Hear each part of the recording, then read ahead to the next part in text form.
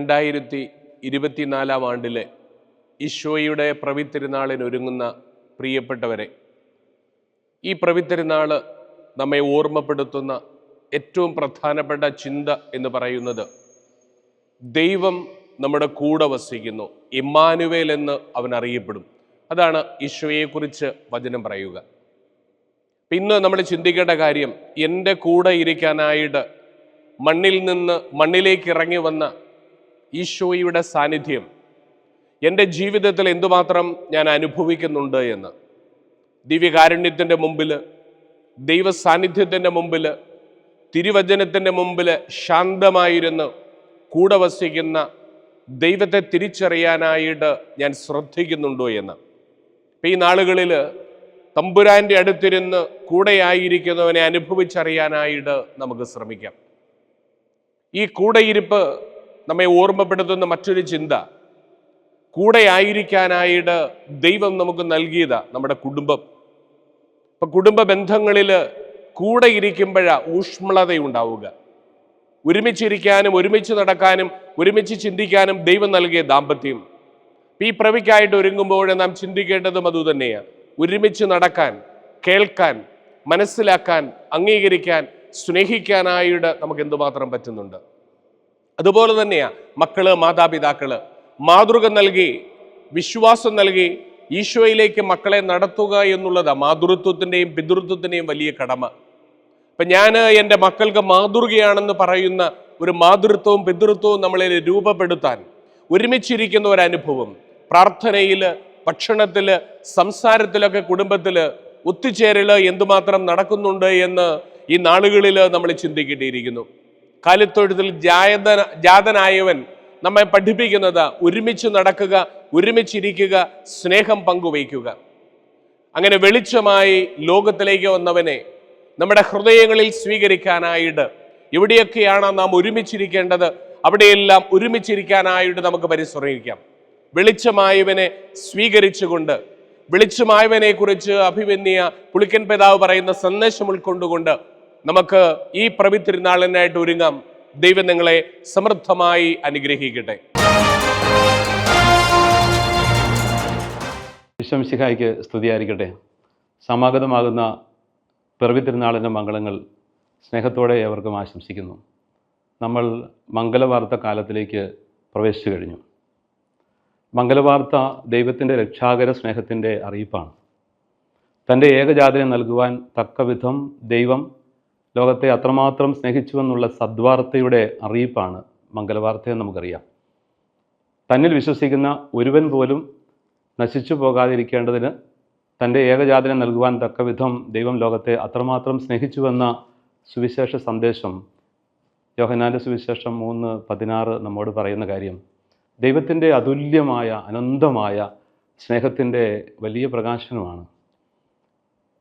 തൻ്റെ ഏകജാതനോളം മാത്രം നമ്മെ ലോകത്തെ സ്നേഹിച്ച ഒരു ദൈവം, ഏകജാതനെ സമർപ്പിച്ചുകൊണ്ട് തൻ്റെ ഹൃദയം മുഴുവനും ലോകത്തിന് പങ്കുവെച്ച ഒരു ദൈവം. ഏകജാതനായ ഈശോമിശിഹ തൻ്റെ പിറവിയിലൂടെ തന്നെ ത്യാഗത്തിൻ്റെ വഴികളിലൂടെ യാത്ര ചെയ്ത് അവസാനം കുരിശിൽ തന്നെ വിട്ടുകൊടുത്ത മഹാത്യാഗത്തിൻ്റെ ചരിത്രം, ഇതിനേക്കാൾ മനോഹരമായ ഒരു സ്നേഹചരിത്രം ഒരിക്കലും ഒരു കാലത്തും ഉണ്ടായിട്ടില്ല, ഇനി ഉണ്ടാവുകയുമില്ല. അപ്പോൾ എങ്ങനെയാണ് സ്നേഹിക്കേണ്ടത് എന്നുള്ള വലിയ സത്യമാണ് പിറവിത്തിരുന്നാൾ നമ്മളെ പഠിപ്പിക്കുന്നത്. രക്ഷാകരമായ സ്നേഹം പങ്കിട്ടുകൊണ്ട് ദൈവം ലോകത്തെ അത്രമാത്രം സ്നേഹിച്ചുവെന്ന സത്യം നമുക്ക് തിരിച്ചറിവിലേക്ക് നയിക്കുന്നതാണ്. തൻ്റെ ഛായയിലും സാദൃശ്യത്തിലും സൃഷ്ടിക്കപ്പെട്ട മനുഷ്യൻ എങ്ങനെ രക്ഷയിൽ പങ്കുചേർന്ന് ജീവിക്കണമെന്ന് കർത്താവ് തൻ്റെ രക്ഷാകരമായ ജനനത്തിലൂടെ നമുക്ക് ഒരു പാഠം പങ്കുവെച്ചു തരുന്നു. സ്നേഹത്തിൻ്റെ അവിഭാജ്യ ഘടകമാണ് ത്യാഗം. പരിത്യജിക്കാൻ, പങ്കുവയ്ക്കാൻ, വിട്ടുകൊടുക്കാൻ കഴിയുമ്പോൾ മാത്രമേ സ്നേഹം യാഥാർത്ഥ്യമാവുകയുള്ളൂ. ത്യാഗമില്ലാത്ത സ്നേഹം ഒരു കള്ളമാണ്. സ്നേഹമില്ലാത്ത ത്യാഗം താങ്ങാൻ വയ്യാത്തതുമാണ്. നമ്മുടെയൊക്കെ ഈ ചുറ്റുപാടുകളിലും ഈ പരിസരങ്ങളിലും നിരീക്ഷിക്കുമ്പോൾ കുടുംബത്തിൻ്റെ പരിസരത്തേക്ക് കടന്നാലും ത്യാഗത്തിന് വിലയിടിഞ്ഞു പോകുന്നതായിട്ട് ഒരു നിരീക്ഷണമുണ്ട്. സത്യമാണ്, പലപ്പോഴും മാതാപിതാക്കൾ മക്കൾക്ക് വേണ്ടി പങ്കുവെച്ച് കൊടുക്കുന്നതിലും മടിക്കുന്നു. സ്വാർത്ഥത്തിൻ്റെ വല്ലാത്ത പിരിമുറുക്കങ്ങൾ, മാതാപിതാക്കൾക്ക് വേണ്ടി മക്കൾ ത്യാഗപൂർവ്വം പങ്കുവയ്ക്കാനായിട്ട് മടിക്കുന്നു. ഭാര്യാഭർത്താക്കന്മാർ തമ്മിലുള്ള പങ്കുവയ്ക്കലിൽ ത്യാഗത്തിന് വിലയില്ലെന്നാകുന്നു. അപ്പോൾ സ്വാർത്ഥം വല്ലാതെ വർദ്ധിച്ചു വരുന്ന സമകാലിക ജീവിത പരിസരങ്ങളിൽ ത്യാഗത്തിൻ്റെ വില എന്താണെന്ന്, ത്യാഗത്തിലൂടെയാണ് യഥാർത്ഥ സ്നേഹം നിലനിൽക്കുന്നതെന്ന സത്യമാണ് യഥാർത്ഥത്തിൽ ക്രിസ്മസ് അല്ലെങ്കിൽ പിറവി തിരുനാൾ നമ്മളെ പഠിപ്പിക്കുന്ന ഒരു കാര്യം. നമുക്ക് നമ്മുടെ ജീവിതത്തെ ഒന്ന് പരിശോധിക്കാൻ കൂടി കർത്താവ് നമ്മോട് ആവശ്യപ്പെടുകയാണ്. ആത്മാർത്ഥമായിട്ട് ത്യാഗപൂർവ്വം മറ്റുള്ളവർക്ക് വേണ്ടി ജീവിക്കാൻ പറ്റുന്നുണ്ടോ? അത് കുടുംബത്തിൽ ആരംഭിക്കണം. ത്യാഗത്തിൻ്റെ സ്നേഹത്തിൻ്റെ പങ്കുവെക്കൽ കുടുംബത്തിൽ ആരംഭിക്കുമ്പം കുടുംബം തിരുക്കുടുംബമായിട്ട് മാറുന്നു. ചുറ്റുപാടുകളിലേക്ക് അത് വ്യാപിക്കുന്നു. ജോലിയിടങ്ങളിലേക്ക്, നാം ജീവിക്കുന്ന മേഖലകളിലൊക്കെ ഈ ത്യാഗത്തിൻ്റെ സ്നേഹത്തിൻ്റെ പങ്കുവെക്കലുകൾ നീളുമ്പോഴാണ്, രൂപപ്പെടുമ്പോഴാണ് ആദിമ ക്രൈസ്തവ സമൂഹത്തിൻ്റെ ചൈതന്യത്തിലേക്ക് നമ്മളൊക്കെ മാറുന്നത്. അവിടെയാണ് യഥാർത്ഥ സന്തോഷവും സമാധാനവും ഒക്കെ ഉണ്ടാകുന്നത് എന്നൊരു സന്ദേശം പ്രധാനപ്പെട്ടതാണ്. മറ്റൊന്ന്, പിറവി തിരുനാളിനോടനുബന്ധിച്ച് ഒരു നക്ഷത്രത്തിൻ്റെ വെളിച്ചം നമ്മുടെ മുമ്പിലുണ്ട്. നക്ഷത്രം പ്രത്യാശാഭരിതമാണ്. പ്രതീക്ഷ ഉണർത്തുന്ന ഒന്നാണ് നക്ഷത്രം. നക്ഷത്രം ഒരു യാത്രയുടെ വഴികാട്ടിയാണ്. യാത്രയിൽ ദിശ നിയന്ത്രിക്കുന്ന, ദിശ നയിക്കുന്ന ഒരു യാഥാർത്ഥ്യമായിട്ടാണ് ഈശോയുടെ പിറവിയോടനുബന്ധിച്ചുള്ള നക്ഷത്രത്തെ നമ്മൾ കാണുന്നത്. കണ്ടുമുട്ടലിലേക്ക്, ലക്ഷ്യത്തിലേക്ക് നയിക്കുന്ന ഒന്നാണ്. പ്രതീക്ഷ നഷ്ടപ്പെടുന്ന ഒരു ലോകത്തിൽ ഒരുപാട് പേര് നിരാശരാണെന്ന്, ഒരുപാട് ഭാരങ്ങളും അസ്വസ്ഥതകളും ഇരുട്ടുമുണ്ട്. യാത്രയ്ക്ക് ഒരുപാട് മുടക്കങ്ങളുണ്ട്. ലക്ഷ്യമറിയത്തില്ലാത്ത മനുഷ്യൻ പലപ്പോഴും ഇടറിപ്പോകുന്നുണ്ട്.